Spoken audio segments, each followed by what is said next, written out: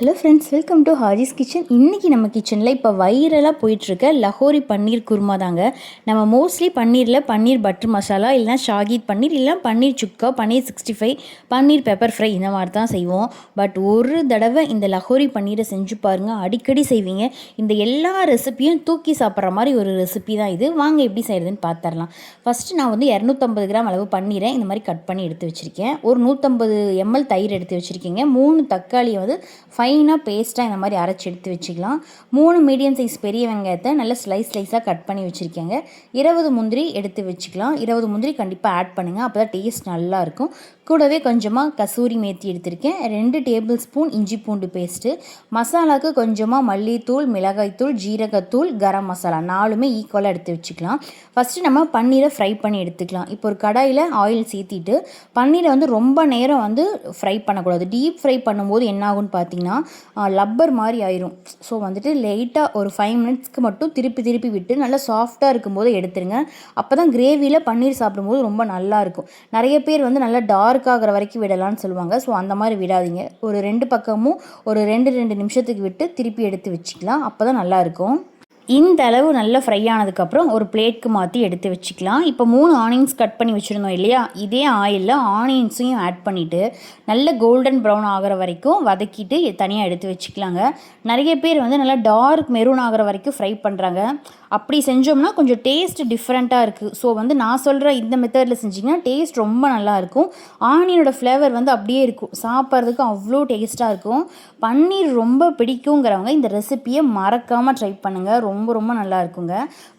இந்த அளவு வெங்காயம்லாம் நல்லா வதங்கி வந்ததுக்கப்புறம் ஒரு பிளேட்க்கு மாற்றிடலாம். இது நல்லா ஆறட்டும், ஏன்னா நம்ம ஃபைனாக அரைக்கணும். ஸோ இதை ஒரு பிளேட்க்கு மாற்றி நல்லா ஆற விட்டுடலாம். இப்போ அதே எண்ணெயில் கொஞ்சமாக சீரகம், 2 ஸ்பூன் இஞ்சி பூண்டு பேஸ்ட் எடுத்து வச்சுருந்தோம் இல்லையா, அதையும் சேர்த்தி நல்ல பச்சை வாசம் போகிற அளவு வதக்கி விட்டுக்கோங்க. இது நல்ல பச்சை வாடை போனதுக்கப்புறம் 3 தக்காளி அரைச்சி வச்சுருந்தோம் இல்லையா, அதையும் சேர்த்திக்கலாம். தக்காளிலாம் பச்சை வாடை போக டைம் எடுக்கும். ஸோ நல்லா வதக்கி விட்டுக்கோங்க. நல்லா கலர் சேஞ்ச் ஆகணும். தக்காளியும் ஆகட்டும், இஞ்சி பூண்டும் ஆகட்டும், நல்லா வதங்கி பச்சை வாடையில் போனதுக்கப்புறம் ஒவ்வொன்றா ஆட் பண்ணிக்கலாம். இப்போ அரைச்சி வச்சுருக்க தக்காளி பேஸ்ட்டையும் சேர்த்திட்டு இதுவும் நல்லா பச்சை வாசம் போகிற அளவு வதக்கி விட்டுக்கலாம். ஏன்னா தக்காளி அரைச்சி சேர்த்தும் போது கொஞ்சம் டைம் எடுக்கும் இந்த தக்காளியோட ராஸ்மெல் போகிறதுக்கு. இது ஒரு பக்கம் நல்லா வதங்கட்டும். நான் வெங்காயம் கூடவே தயிர் ஒரு 20 முந்திரி எடுத்துருந்தோம் இல்லையா, இது மிக்ஸி ஜாருக்கு மாற்றி நல்லா ஃபைனாக அரைச்சி எடுத்துகிட்டு வந்துடலாங்க. இதை நம்ம சும்மாவே சாப்பிட்லாம், மயோனஸ் சாப்பிட்றோம் இல்லையா, ஸோ அப்படி சும்மாவே சாப்பிட்லாம். ஏன்னா அந்தளவு டேஸ்ட்டாக இருந்துச்சு. இப்போ தக்காளி இந்தளவு வதங்கி நல்ல கலர் சேஞ்ச் ஆனதுக்கப்புறம் நம்ம எடுத்து வச்சுருக்க மல்லித்தூள், மிளகாய்த்தூள், ஜீரகத்தூள், கரம் மசாலாவை சேர்த்தி ஒரு நிமிஷம் இந்த மாதிரி நல்லா கலந்து விட்டுட்டு இது கூட தேவையான அளவு உப்பையும் சேர்த்தி ஒரு நிமிஷம் விட்டுடலாங்க. இதுவும் கொஞ்சமாக மசாலாலாம் சேர்த்துன உடனே ஏதாவது சேர்த்துன்னு வச்சுக்கோங்களேன், மசாலாவோட ஒரு மாதிரி ராஸ்மெல் அடிக்கும். ஸோ இந்த மாதிரி நல்லா கலந்து விட்டுட்டு கொஞ்சம் எண்ணெய் பிரிஞ்சு வந்ததுக்கப்புறம் நம்ம அரைச்சி வச்சுருந்தோம் இல்லையா, இந்த பேஸ்ட்டை சேர்த்தி கூடவே கொஞ்சமாக தண்ணி ஆட் பண்ணிக்கோங்க. தண்ணி ஆட் பண்ணிவிட்டு ஒரு 2 நிமிஷம் நல்லா கலந்து கொடுத்துக்கலாம். இந்த மாதிரி நல்லா ஸ்லோவாக கலந்து கொடுத்துக்கோங்க.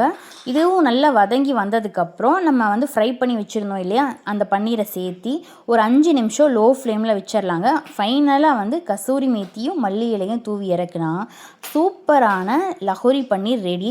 உண்மையாலுமே ரொம்ப டேஸ்டியாக இருக்குங்க. நம்ம பன்னீர் பட்டர் மசாலா, ஷாகித் பன்னீர் எல்லாம் தூக்கி சாப்பிட்ற மாதிரி ஒரு ரெசிபி தான் இது.